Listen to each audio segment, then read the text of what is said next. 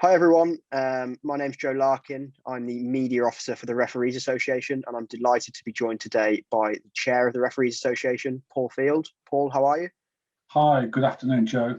I'm very well, thank you. Good. So Paul has joined me today to talk about the recent unsavoury events that we've seen in the Premier League and on social media regarding refereeing, and specifically regarding Mike Dean. Paul, could you perhaps offer some thoughts on this? All forms of abuse are totally unacceptable, and this has just gone to a different level. You know, referees get used to having a little bit of abuse from terraces because you can't please the whole stadium all the time. But this is just unacceptable. There's just too many keyboard warriors with too much time on their hands targeting people, and Mike just goes about doing his lawful business to the best of his ability, and he absolutely doesn't deserve this. And we've said to Mike, he needs to just look after his family, look after himself. He's surrounded by very good people within the PGMOL, and he has our very best wishes. You know? So you've done some recent media appearances, one with Sky Sports, where you mentioned that you believe that a referee could be killed in this country if nothing is done to change the current course that we're on within refereeing and the referee abuse that we're witnessing. Could you perhaps delve into a bit more detail on this? Well, if you actually look back over recent years, society has become more violent, and society has become more abusive in some ways, and people seem to think that abuse is acceptable in some ways. And football is just a reflection of society, but just honed down a little bit. And it's just in my view that one day we will be talking about an incident where a referee has been very seriously injured or killed. And that will only follow through society's live streams of what stuff happens to people. People just don't seem to understand that a young person going out on the field of play on Saturday morning refereeing an under-10s game is a child, and they feel that they can say anything they like to that child in any tone. It's a child, that person is a child, and people just need to be aware of abuse has long-term emotional effects, and that it can be equally as damaging as having a personal assault, a physical assault, and so on. So we have to be very careful about abuse, and I have observed over recent months and years where we've seen people chased across the field of play with people driving cars. We've had people threatened that they're going to go around to someone's home afterwards. And particularly in that local community where most players know referees, you know, these things will get out of hand in the local pub, whatever. So it may not be on the direct consequence of the field of play, but it could be a day or so after. So, you know, these issues have to be addressed. And unfortunately, the Football Association rules and regulations are not in line with society, in my view. And on the whole, County Football Association disciplinary teams are not fit for purpose. And I bring that centrally. And I would also say that the police fail in their duty under the Public Act of, I think it's 4.3, but under the Public Order Act, to prosecute successfully. And it's about time we started reporting some of the police officers for not doing their jobs properly. So you say the warning signs are there from the way the path is going. It's on a dangerous path. Are there any examples? I know there was an incident in the Netherlands a few years ago that you think could be drawn on for what could happen in England. The example in the Netherlands is really quite interesting, only because culturally and emotionally we're really quite well aligned with Holland and the Dutch people. if you think about how we react in society, we're very much aligned. The feedback of grassroots football in Holland when this incident occurred was public shock, that someone went out there just to do a game of football and ended up dying. And it has had a profound effect on how football is managed at a local level, at a grassroots level. And do we really want to be talking in football about somebody that's been killed on a field of play through a match incident? Do we really want to be talking about that in 4, 5, 6, 10 years' time? No, we don't. So I just take the view that people just need to have a pause, think about it before people act. So you've mentioned before there around the FA. What work are the IRLA currently doing with the FA to try and effect change? So we're in a fortunate position that the Referees Association have a post on council, on the FA Council. So what does that really mean? It means that we can talk at what is perceived to be the top table about the flaws in the game, while celebrating great success and having an influence. You know, if you actually break the role of the FA down, it is there for the guardianship of the game. And it's only right and proper that referees have a voice, as do players, as do supporters, as do coaches and managers. And also you have all the county football associations. So we can use that influence to correct what we believe is wrong. And I'm not going to say that's easy, because there's rules and regulations, and they only ever come up once a year for debate and discussion. But we have submitted through our representation team a whole tranche of protocol adjustments that ought to be made to ensure that when referees are abused, they are treated more seriously, and they are written into the FA regulations, and more importantly, that there is a understanding nationwide about what the implied terms are and what good looks like. So that means more education for disciplinary committees, and frankly, most of those are not fit for purpose. It means bringing clarity. What does good look like? Because when was the last time anyone really had any training around that? And where does education sit in this? We can't correct everything overnight, but step by step, year on year, we make a difference. And I think now, if there's one good thing out of this incident, it will give us the leverage to make a step change. And we're hoping to achieve that. And it will be very interesting to see how certain FA councillors vote. And I think that any FA councillor voting against these improvements ought to be outed, and we ought to challenge their thought process, because this is about the greater good of the game, and this is about football for all. And one of the FA's mantra is we only do positive, but not everyone has a positive experience. And why should football be for all? Because clearly there are some people that shouldn't be in the game. So let's get rid and let's make football for all, and let football have a positive experience.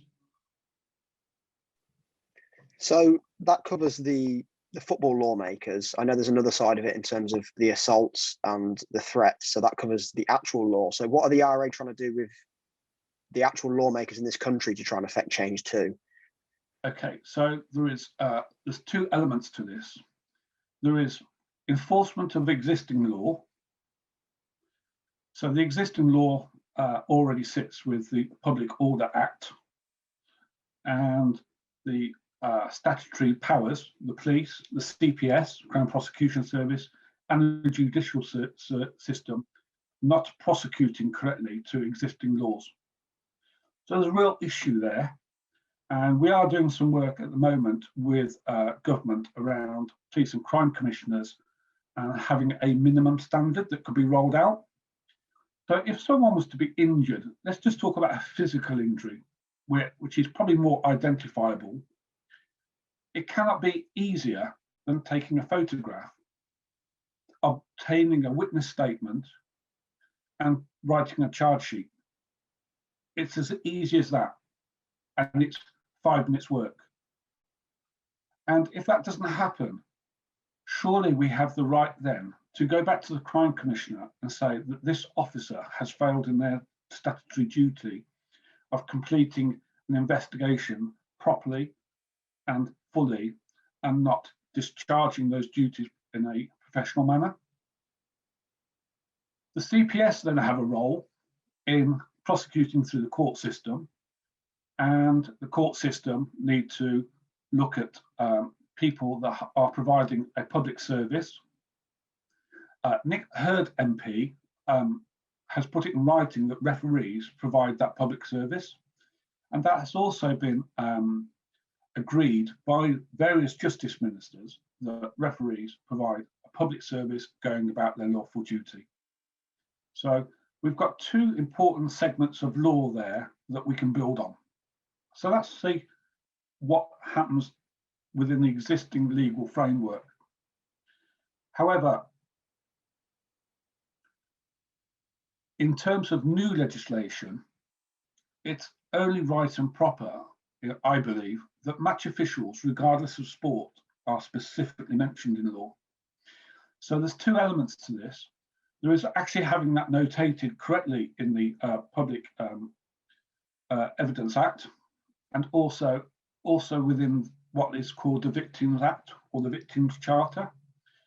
And this is also allowing retail workers to be put into that law, and also having match officials, regardless of sport, because other sports are having the same problem. And we'll probably be talking about rugby union, rugby league in a few years' time having those problems. So I can't deny this piece of work is easy, and there's no guarantee of success. But what I can say, we've got almost 90 MPs that have offered some level of support. In conjunction with the work on future legislation, there is a independent body called the Sentencing Council. The Sentencing Council is a group of legal minds, barristers, solicitors, who look at legislation and determine the sentencing guidelines. And we have made factual and legal-based representation to the Sentencing Council. The important bit is we've made representation and it's independent. So once you make the representation, all you can do is nurture support, but they are non-political. But it certainly helps when you've got a number of MPs saying they agree. And they are due to report in about June of this year. If we achieve that, it will then take the sentencing to a higher threshold, which will make that the sentence more appropriate to assaults. And more recently, a bit hot off the press really, we've been discussing how the Football Act could be used. So the Football Act is around a piece of legislation around supportive behaviour in stadia, where a hooligan could be banned for 10 years, football banning order. Why can't the magistrates also use that system, that if they've assaulted a match referee at grassroots level, that person then is banned from all football, all stadiums? And I think that could be the greatest deterrent, because it will stop them going to see their team, their country, and who really wants that on their CV? So I know you've mentioned there are obviously some challenges that will be faced with trying to get this legislation through. So briefly, what are the main challenges that you think you're going to face? So some of the main challenges are frankly around independents will see that there is sufficient legal statute in place already in existence. The failure then is it being prosecuted correctly. So we may fail at that hurdle because it's independent, and the 650 odd people in the House of Commons may think that shop workers are more worthy than football, because football hasn't got a great image. It's a football problem. So that's more of an issue. And they probably have more complaints about retail store staff being abused than football referees, frankly. So they'll see that as a more pressing case. However, if that comes to a dead end, then the police and crime commissioners, we can then start to talk to them about what is the minimum standard. If a referee gets assaulted, this is what we expect. We expect, public order offences to be investigated properly and prosecuted properly. And so it's two strands, multi-stranded. I think the latter has more chance of success because statute is already there. It's just getting people to do the job properly, frankly. And this is what it's all about, people doing the job properly, whether it's at the FA or whether it's police. So we spoke extensively around what the FA are doing and the lawmakers in this country have got to do. So what does the IRLA currently do to support referees? So the IRLA we try to develop a bespoke support package, but more importantly, we put the person at the centre of everything. So what do you really want? Because we know there's going to be local media interest, so we can manage that for you and take that burden away. You've just been assaulted, you've got home, your wife, your family are not happy to see you with a bruised face or a cut lip. Of course they're not happy. The last thing you want is the local press. So we will work with them to do that. We'll also offer some mental health and some welfare support. Again, that's down to the individual, the victim, and their victims, and what they really want. And of course, we can offer mental health support. We have mental health first aiders. We have people very, very experienced in football. We have ex-police officers that will help do a victim statement, a report. And we can also make sure that the police do prosecute. But too often, match officials do back away from getting the police involved. And I just look at it and go, I owe it to the person that's going to follow me. I don't go out to referee on a Sunday morning to get a smack in the mouth. And if I do, I want the next referee to be protected from that individual. So I think, sometimes we do have to look at ourselves. A referee being pushed over, the fact that that person was a poor puncher, it's still a punch. It's still an assault. So we have to get over those type of things. There's, the Arsene Wenger and Anthony Taylor issue. That was a little push. But that could have been someone running 30 yards to have a go at me on Sunday morning. So it's about context, it's about velocity, but it doesn't mean to say that person who has got a poor thump shouldn't be prosecuted at the high level. The fact that I haven't got a black eye and a cut lip, it's not important. Should be prosecuted to the highest level that the government and the law allows, in my view. And we will take care of all of that. So we look after the person, we'll look after the media, and we will help with the prosecution if the victim wants to go down that route. And that's absolutely fine. It's their choice.